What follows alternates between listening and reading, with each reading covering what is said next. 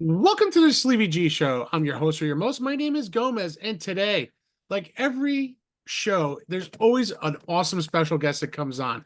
And let me tell you something, this is a true treat for me, at least. Growing up watching the shows, The Real World, I'm happy to announce, but I also want to say he's a rocker, he's a singer, and he's a songwriter. Let's introduce Andre Comeau. Andre, how you doing, buddy? Hi, I'm great. Thanks for asking. Thanks for Oh, having me. I really appreciate you coming on now. I know everyone's gonna be like the real world. We're just gonna touch on this a little bit. How was you got onto real world? You just tried out or Well, okay, so no, it was so you're talking about 1991. yep. I was living in New Jersey with my band. We had Yeah. moved out 1 year prior to the casting of the show from Detroit, where Mhm. we're from and where we sort of grew up. And we had been playing in bars for, two years prior to moving to the New York area. And my older sister was working for EMI Records at the time. And the casting director for Buna Murray and some folks at MTV were going around to where young people sort of worked and congregated and were just asking, is there any, would anyone like to be a part of this experimental documentary style television show? And one of Colette, my sister Colette's friends, suggested me because I was always in the, at the in the building and Right. at the record company, just sort of glomming on, and we obviously, I made friends with a lot of her coworkers and all very music centric people. Hmm. And they just recommended me. I happen to, I think there were probably flyers there for a local show, and they gave this person one of my flyers, and they got in touch with me and asked if I wanted to participate in a documentary style TV show that would feature my life on MTV. And at 20 years old, I jumped at the chance thinking, this was a great opportunity. Hmm. Now was that opportunity? Now I know I watched the show and I saw you playing in clubs in New York City. I knew you were tight with Julie, if I remember correctly. I think you were really she was one of your more closer tight friends in the other castmates besides Eric Neitz, who kind of blew up a little bit more than everybody else. You know what I mean? Because NTV really blew him up really well. But did you have a chance to you got a chance to play in New York City clubs with your band actually during the showtime, if I remember Oh correctly? yeah, yeah. Well, we were playing. We had moved out a year prior to cast it being cast on the show, so we were playing out consistently that whole year prior. New York, New Jersey, Connecticut. A lot of these places are within driving distance. Hmm. So just we were gigging constantly. Just a local band knocking around kind of thing. But because we were from out of town, Right. we had that sort of different style and yeah, we were definitely booking shows in New York City during the filming and prior to the filming of the show. And just to touch on your question earlier, I was actually really good friends. I was friends with Julie. I was friends with Heather. Hmm. My roommate, whom I actually shared a bedroom with, was Heather, Oh yeah, that's right. and I was friends with Norman. Really close with all three of them. And then, as the show aired and everything, I definitely got real close with Kevin after the show was out, and Kevin and I speak pretty regularly. He's been out here in LA to visit, brought his new wife out here, Oh, and nice. yeah, it was great. It's and Norman was living out here for a long I was time. gonna say Norman lived in LA for quite a while before coming He out to New did, York. he did. And so when I moved here in 97, he was already out here. And so Nice. we were definitely, hanging out a bunch then, but he has since moved back to Michigan, and I don't make it back to Michigan very often. So anyways, yeah, we've stayed very friendly with all the cast members via a running text thread that we've, managed to keep up with each other's life occurrences, Hmm. and that's mostly the way that we all kind of just keep in touch.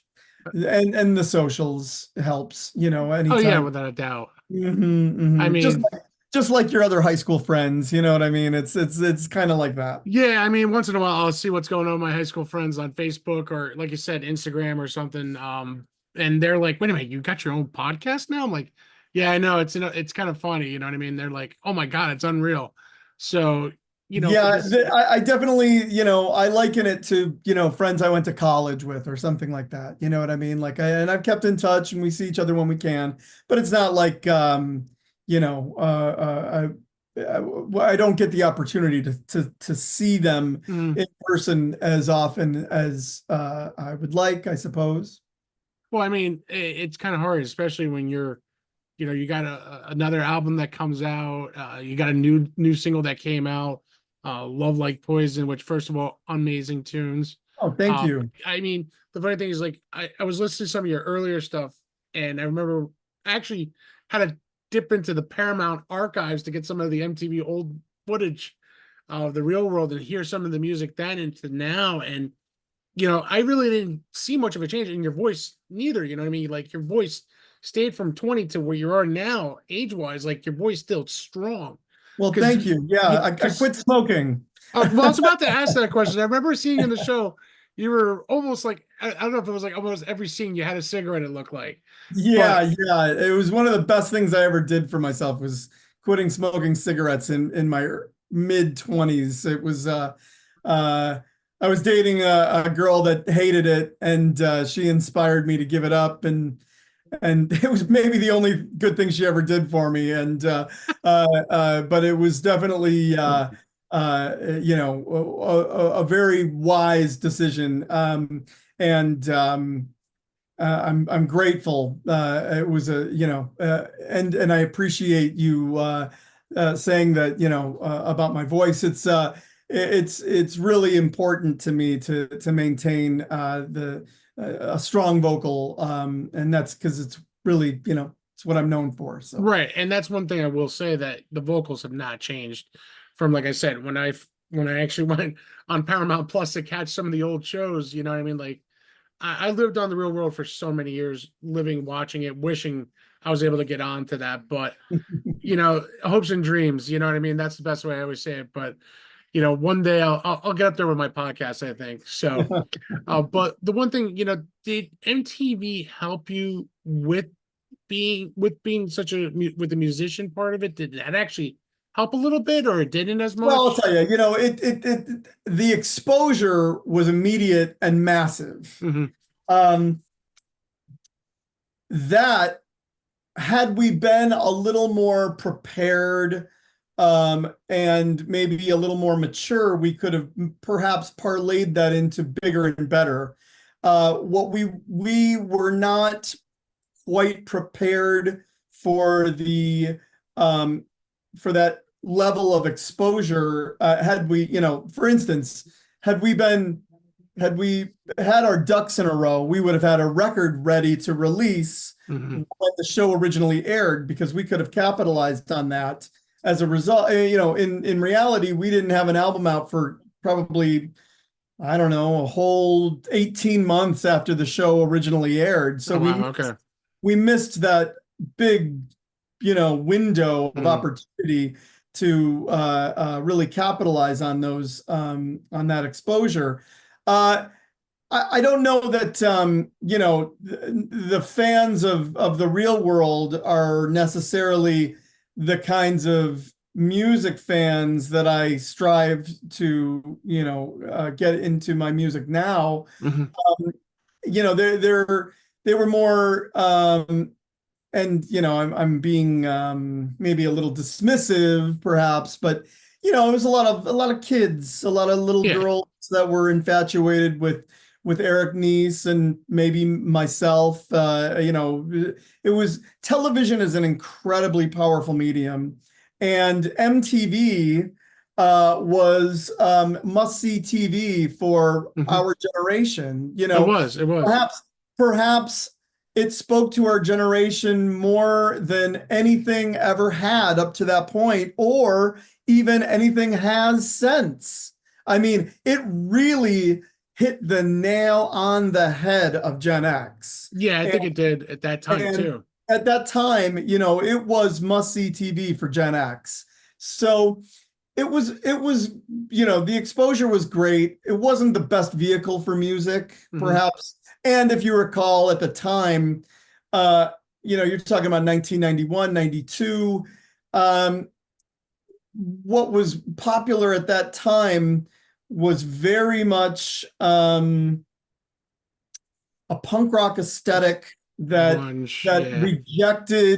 rejected corporate involvement, Hmm. and so Politics. we were riding the coattails of the machine Hmm. to get popular. So I would say the cool kids rejected us immediately, and we were embraced by um, maybe more of a pop culture fan rather than the true music fan. You Right. know, so had I and I'm not complaining because Right. it's it is what it is, and but I also, at the time, it was the very first season of the very first modern day reality show ever created. It So was. I had no concept of what this was going to be, and I don't think even the filmmakers had the concept of what it was going to turn into. I thought this thing was going to air once, maybe twice, and never be seen again or heard of. And Little did I then know that, 30 some odd years later, I'd still be talking about it. I mean, it's just crazy that that the impact that it had, the legacy that it left, mhm, and really it was truly just enormously impactful on our culture. it And was actually, and I'll never forget growing up watching it, realizing I grew up in New Jersey my whole entire life. So, okay, sure, yeah. I so mean, right. I've never moved to another state. I mean, I've gone and visited other states, but at that time, like you said, Gen X, for me, I'm gonna say I was like in my early teens, like just turning teenage style. And I first, because I was watching MTV in the 80s for all the music. So MTV was so known for music television. And then this real world documentary comes out. And I'm just like, wow, I had to see this because I'm kind of curious what the world is like and what are other people seeing it as. And so And then ever, everyone wanted to be on it. yeah, Ever, and then ever everyone since wanted to be on it and thought that their lives were, you know, um, gonna change. interesting enough to be sort of, and as a result, now we have, all these influencers, and everyone wants to include the public on their everyday activities, and it's you know, I don't know if it's necessarily the best thing for our society, No, but it is what it is. It's funny that the very first season of Real World, the casting was very much different than what they ended up sort of doing in the subsequent seasons. mhm, Because that first season they got seven artists, yeah, truly seven people that were really trying to make their mark doing different areas of art. yeah, Uh, and they quickly realized that those are not necessarily the kinds of people that are going to produce the types of drama that makes for what reality TV kind of became. now And that so they, became they shifted their focus into a different personality style. It took them a few years to really hone in on what that was, Yeah. because it was definitely a trial and error kind of situation. I Um, felt I felt it changed after the San Francisco series, after with Pedro, with the but even whole then, H. no. I would say that it changed before the San Oh, Francisco. okay. Not that because to be perfectly frank with you, I never watched any other season than the one Mhm. I was on because I just couldn't. No, and I respect that. You know what I mean? But I know what happened, and I've been, I've seen clips and this and that. Yeah. I think that by the time they were on San Francisco, they really did get people that were going to clash, Oh and yeah. they knew what they were doing. I mean, I don't know, I don't know what kind of art some of those people. I know one of them was a cartoonist, Yeah. and I've heard who was the cartoonist, but yes, but I don't really know that they were all I believe yeah, Pedro was an he activist was an more. activist and raising awareness too. Yeah, but that's not, I mean, that's activism, it's not Yeah. art. No. And so anyways, the point I'm making is that they really, they started to dial in their drama, Hmm.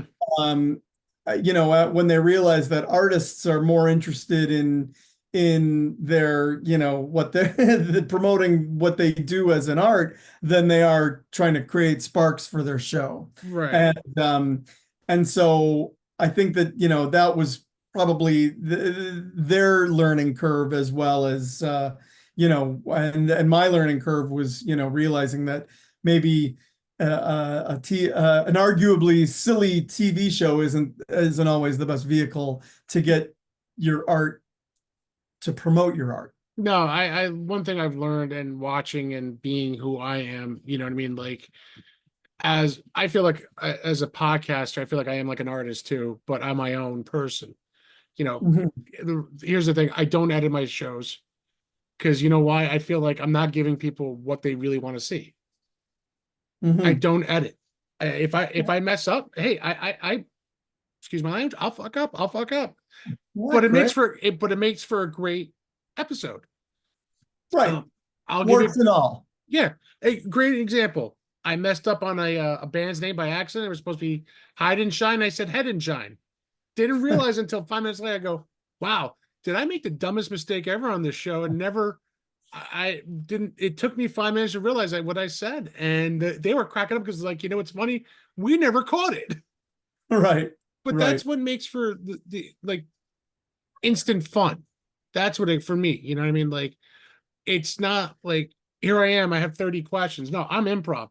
I shoot from the hip Well, because the classic example of that is Tom Snyder, the old the talk show host from the 70s, 80s, and geez, the 90s. He had another show in the 90s, but Tom Snyder had Meatloaf on, the artist mhm. Meatloaf, and he kept calling him Meatball. Yeah, and I And remember he that didn't one. realize that his name was Meatloaf. He thought it was Meatball. And Meatloaf was classy guy. He didn't correct him on camera.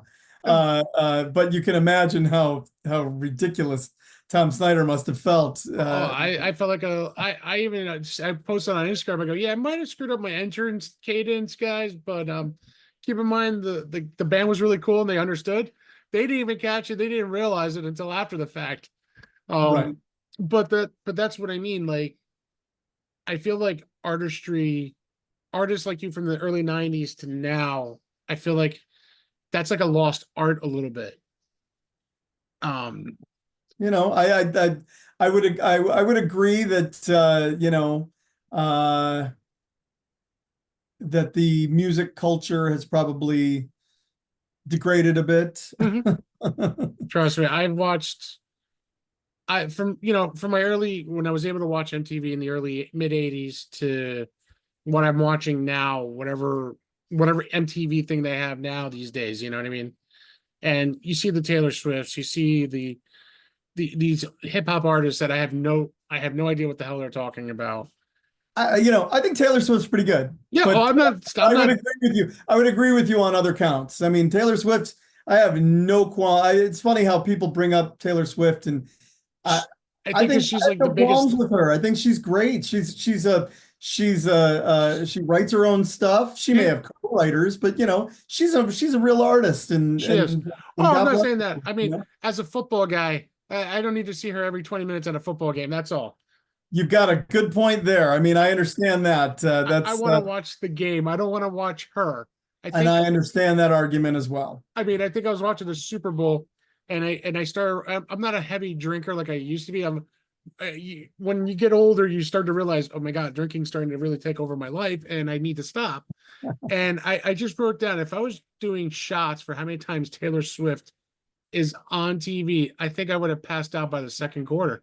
Like, Yeah, it's a shame that the media has to constantly focus on yeah, those things. And I understand why. I mean, they're trying to draw a new demographic into their viewing audience and everything.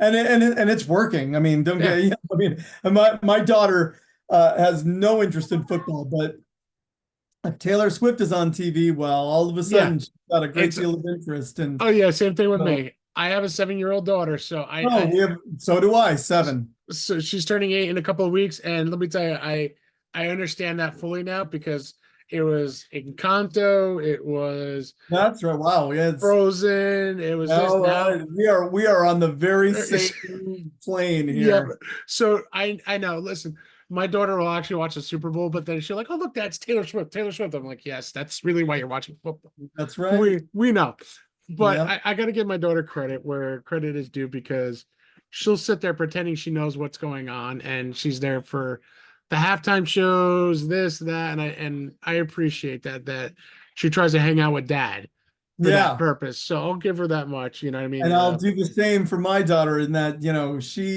I'm not a big sports guy. I've never, thankfully, to me, it's a colossal waste of time.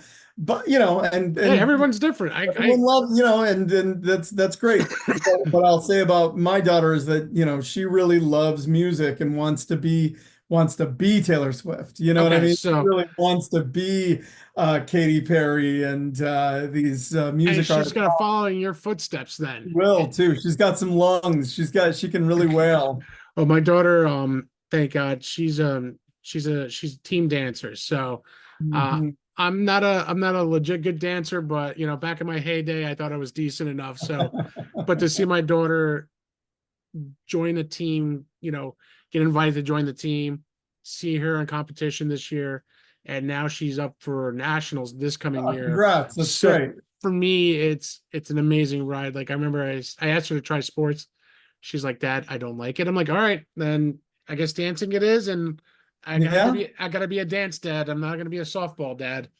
So Yeah. Yeah. Well, that's right. I mean, I'm going to be, encouraging all of the sports and yeah. gymnastics and everything as well. I think it's a good way to keep them on the straight and the narrow, during school, and keep them focused on positive activities, Mhm. and keep them out of trouble. And I don't believe music is necessarily the best way to stay out of trouble. But I mean, look, I grew up in music as well. My mom was in a Mhm. band on Capitol Records with her 7 brothers and sisters. They were on Capitol Records. They were on the Ed Sullivan Show Oh and wow. all the variety shows of the day. I mean, those were my earliest memories were of being on the road with them. While they opened for, the artists, variety show type Mhm. artists, like Robert Goulet and Doris Day. Those were the tours that they were, opening for. And I mean, I similarly, my daughter is coming up in that environment as well, where, she's seeing her dad, play shows and be on television and Mhm. make a living with music and music business. So yeah, as long as we can, keep her focused and in a good positive place, music is a great thing. And also, I mean, growing up, it wasn't a choice of do I want to learn an instrument? The question was, what instrument do you want to learn? I mean, Right. and as a result, I learned, I took piano, I took drums, I took guitar, and I think that, it helped create new channels in my brain, and I think that that's, maybe the only thing that was, positive in my life at sometimes in my life. So yeah. I mean, I know what you mean by that because personally, I remember back in the day, and when I say back in the day, it's like take it back 20 some odd years ago when I was trying to get through high school, and they said, my grades were subpar, and I remember someone said that I'll never make it to do what I want to do, and I wanted to be, on radio, on TV. I want to be something, and here I am hosting my own show with you here on with today. You know what I mean? Like, it's a cool feeling because I feel like I accomplished something, but I still have more to prove. Sure. And that's something I'm striving for to be more and more every day. And this is when I get an opportunity to talk to someone like you. It's just an amazing thing because watching you in 91, like you said, watching you for those episodes and seeing who you are today and your music, you're married, you have your child, you have your collection of guitars in the background that I see, you know what I mean? Just yeah, a few guitars back there, but you know what I mean? It's a cool aspect to see how you have grown too as a person. Yeah. And people Yeah. don't realize that. Like I actually your newest one, the portrait album. First of all, I love the portrait. Now, who drew that for you? Ooh, we froze. No, thank you. That's my uncle. Painted that painting. It's actually, hold on, Oh wow, it okay, there hangs you on my go. wall. This is the painting, the actual oil painting. It's getting a Okay. terrible glare. No, Um, but I can see it perfectly. It looks great. it's a painting I've known my whole life, and my uncle passed away when I was a kid, Okay. but he was an artist, an art collector, an artist, and I've since inherited many of his paintings as well as his art collection. Hmm. And this is just a way for me to um, present something that's been close to me my whole life. I mean, it's being a child. Obviously, the painting is of a topless woman. Right. The album cover has been edited slightly to not include the nudity, but which I find, I only did that because of the social media aspect. Hmm. I didn't want to have any sort of unnecessary, any unnecessary drama regarding the album cover. But I'm really happy to, sort of promote what my family has, I grew up with art, just surrounded and by art, and it's really one of the best things about my upbringing, and I'm just so grateful. Hmm. And that's amazing because I love, first of all, I my apologies for your uncle. I know it's been a while. Oh, so thank you. It was, as It's I say, I was a kid when he passed away. I lost my dad 20 some odd years ago, and still to this memory, it's tears after high school. It still plays with me 20 some odd years later for me. So I always feel no matter what, it's no matter what you do, it's always a sore thing. But I mean, for me to say that he drew such a beautiful picture and Oh. to make that your album cover was pretty damn awesome because I would never have thought of anything like that. You know what I mean? Well, it's funny, I had written the song called Portrait. Hmm. And and I was thinking, when it comes down to, what's the album cover? Excuse me, what's the new album cover going to be? It's always to me, my last two albums were actually pictures of me. The first the first Andre Comeau album was Hmm. It's a silhouette of me in a tunnel, Hmm. totally backlit. It was kind of looked very sort of weird, and I thought it looked like that sort of end of life, sort of creepy, going End of the into light the tunnel. light. Yeah, yeah, Yeah. right. So and then and that was called Wrong Within. The next album was Clean Break, and I used a pool table, breaking the rack Hmm. as the sort of metaphor for Clean Break.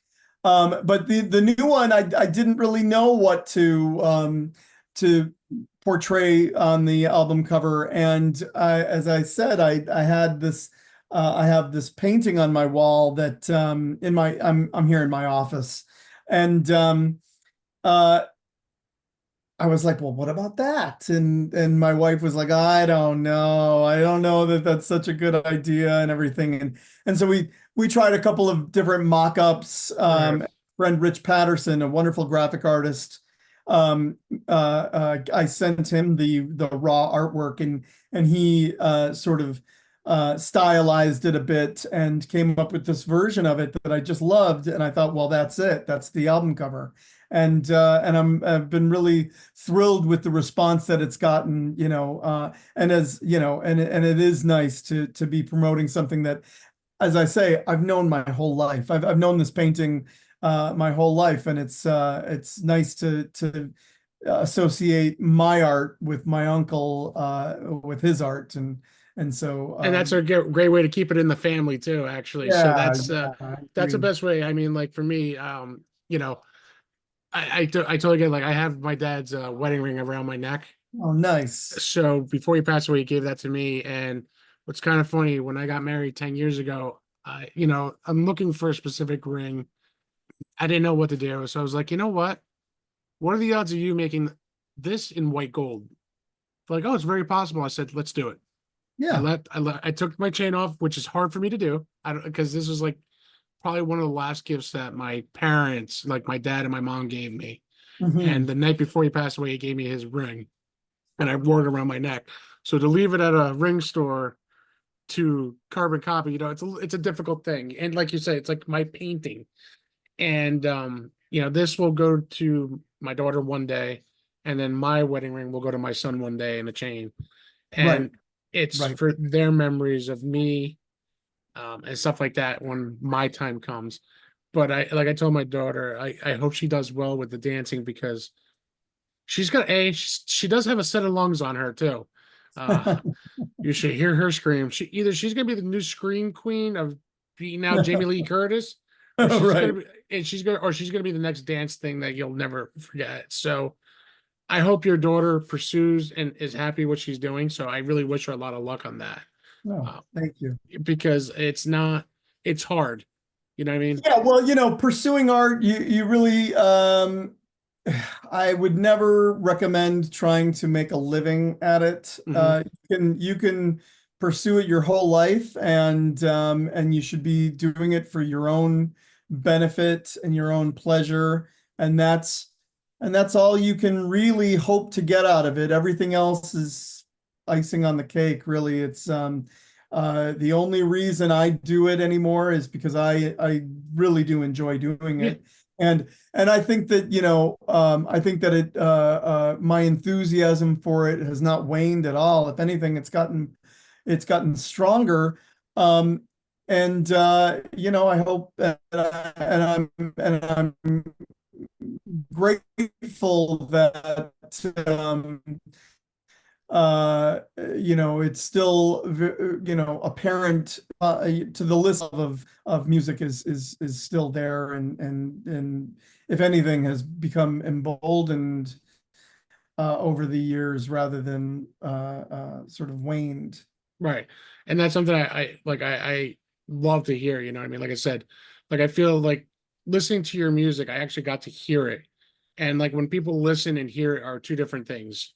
Like when you're listening what I fear, I always tell all these artists, like when you listen to music, you're just listening to the beat and everything. For me, is I'm listening to the vocals of you singing, the band playing, because that's where the artistry hits. And Yeah. and that's why I said I listened to some of your stuff when you were on MTV to now. I still hear that enthusiasm, the music, hitting those chords, hitting everything, playing like you love it, even 25 years later. It means a Well, I would lot. definitely, yeah, I would definitely say that, early, in Rain Dance, which was the band that I was on the Hmm. show, I was more of just a collaborator of that band. I was not even one of the main songwriters of that band. And it wasn't until after that first album, and maybe even after the band broke up, that I really embraced running the show myself, and Mm. sort of being the main creative driver of the project. And ever since then, um, I've always been that sort of head writer Mm. in any project I've been in, post Rain Dance. It's important to me to be that, sort of creative force in any project that I'm in. Otherwise, I just see it as, like I said, it's there's nothing wrong with collaborators, but Mm. it's just not something that I want to do anymore. I mean, if I'm going to be in it, I'm going to be, I want the steering wheel, Right, you I know. get you. I mean, you want to be the driver of your own destiny too. You know what I mean? Like I respect that 100% because I don't hear that a lot of people saying that these days, and it's still cool to hear that once in a while. You know what I mean? Like, hey, I'm the driver. I'm the one who's taking That's this. right. I'm taking control of it.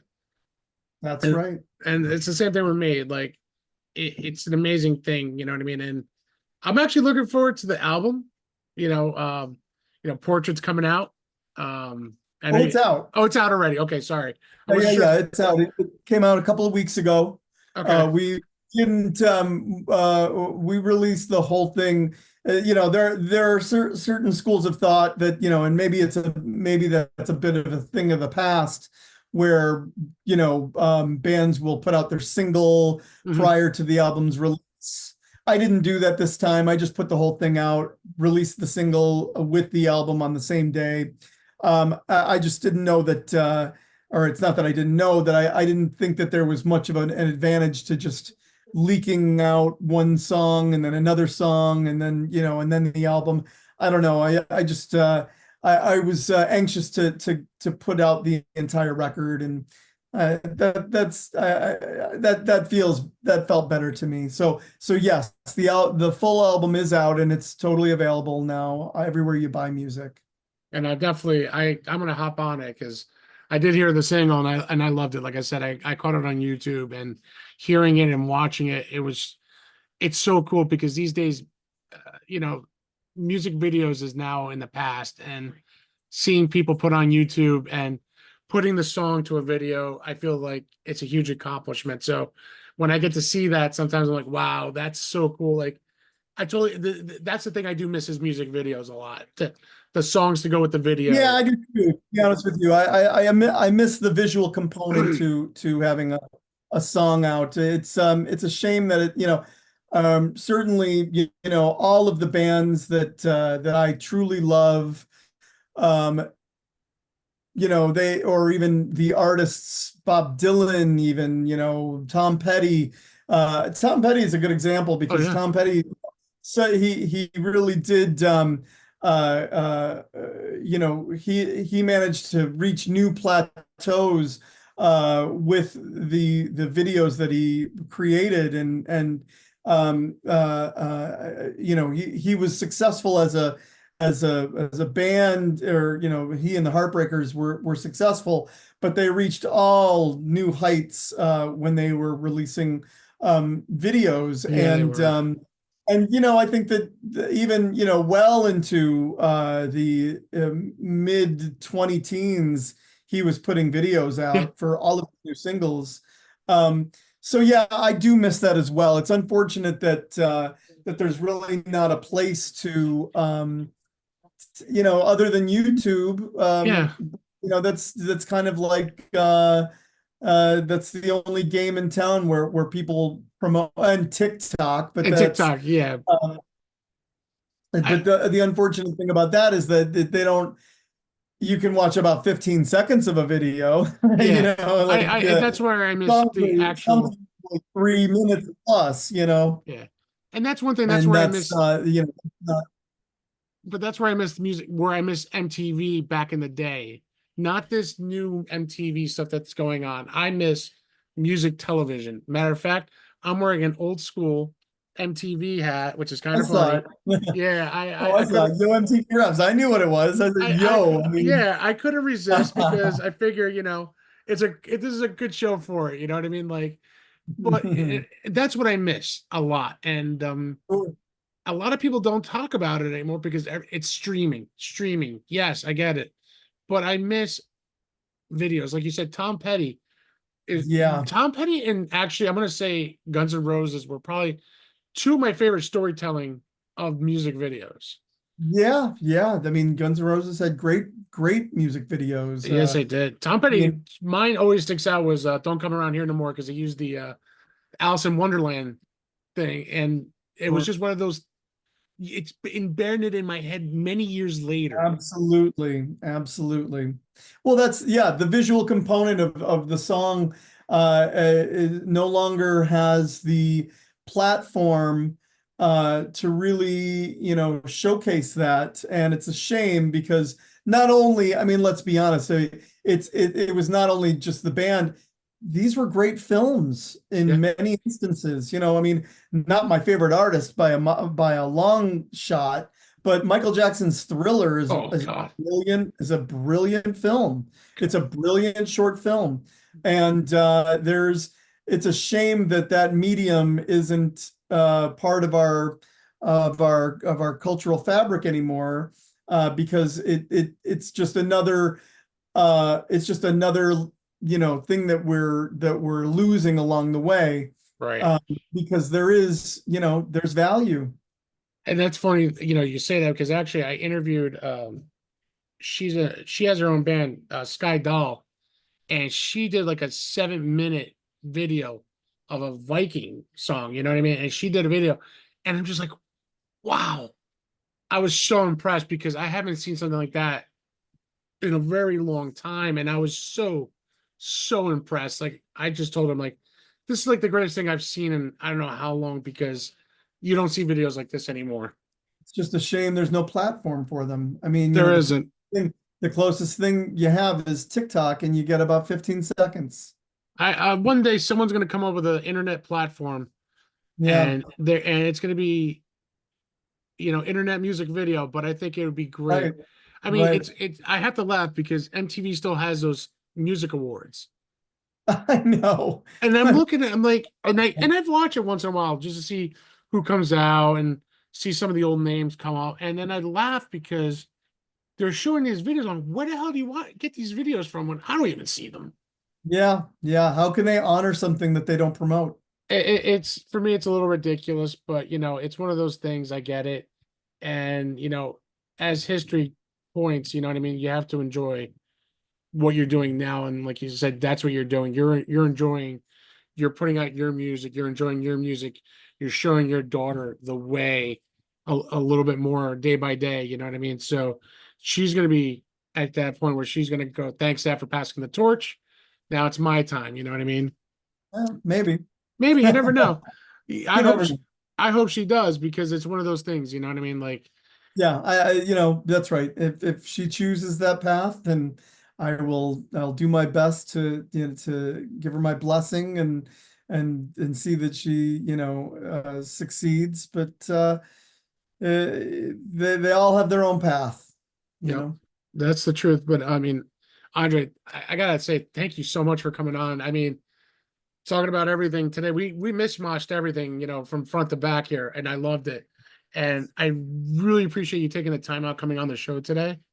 Oh, Um, my pleasure. means a lot to me, and today I'm gonna actually, as soon as I get done, I'm actually gonna announce who just came on the show. I was teasing some people a little bit. They're like, "Oh, who do you got? Who do you got?" I'm like, "You got to guess." So today I'm gonna, definitely let the cat out of the bag a little bit. Okay. Before we sign off, where can you guys find you? if they want to link up to your music and everything. Okay, well, yeah, I mean, now, nowadays, music, is kind of, it's not like when we were growing up, there's not, record stores on every corner anymore. But, you can find all three of my most recent records, on Apple Music or iTunes or Amazon and YouTube and all of the Spotify, all of the places you can, imagine online, where you can buy music. My albums are available. It's under my name, Andre Comeau, Comeau, and I've released 3 records in the last 4 years, and the new one is called Portrait. And it's a real good new record that I'm very excited. It's getting a lot of airplay on Sirius XM radio right now, which is very exciting. Little Steven's Underground Garage has been great. DJs like Bill Kelly and Rodney Bingenheimer and guys like that are promoting the hell out of it, different tracks. The new single is called Love Like Poison. And that's the one that's getting a lot of love on the Underground Garage right now. And we'll be, putting out probably a music video very soon, or something akin to that. It's kind of and as well as, I'll be, hopefully getting on the road very soon. I'm in discussions now with some different folks, getting on the opening slot of a major tour. And so, I would love to get on the road and, come. I'd love to do the East Coast. It's been too long since I've done a major tour of the East Coast. It's been about, well, it's been quite a few years since I've played the New York area, and I need to do that very soon. Probably looking at 2025 to do some of that. But I'm excited about it. I've got a great band, and I'm looking forward to playing for as many people as I can. I'll tell you this: you come out to New York, I'll definitely be there. I'll even bring my cameras just to go live for you, just Oh, because it'll great. be great. It'll be awesome to see you there. You know what I mean? I'll definitely be there. You're in the city. I'm 100% committed going to that. So Also, you can find me on all of the socials, Instagram, Facebook, Twitter, Andre Como Music. That's where I'm at. definitely, Andre, thank you so much for taking the time out, speaking to me today. Really appreciate it. Guys, as you can see, things happen. Keep grinding, you keep dreaming, keep pushing. Your dreams can come true. And Andre, again, thank you for coming on. I appreciate you. Thank We you, Alex. definitely, we look forward to seeing you on tour and hopefully next year in the East Coast. Hopefully we'll keep in touch on that. Definitely love to see you live. For me, it would be a great experience. Great. Well, let's make it happen. We'll definitely will. Guys, thank you for coming out, watching the show. And like I always end it, it's nothing but love, peace, and happiness. Good night, everybody. Bye.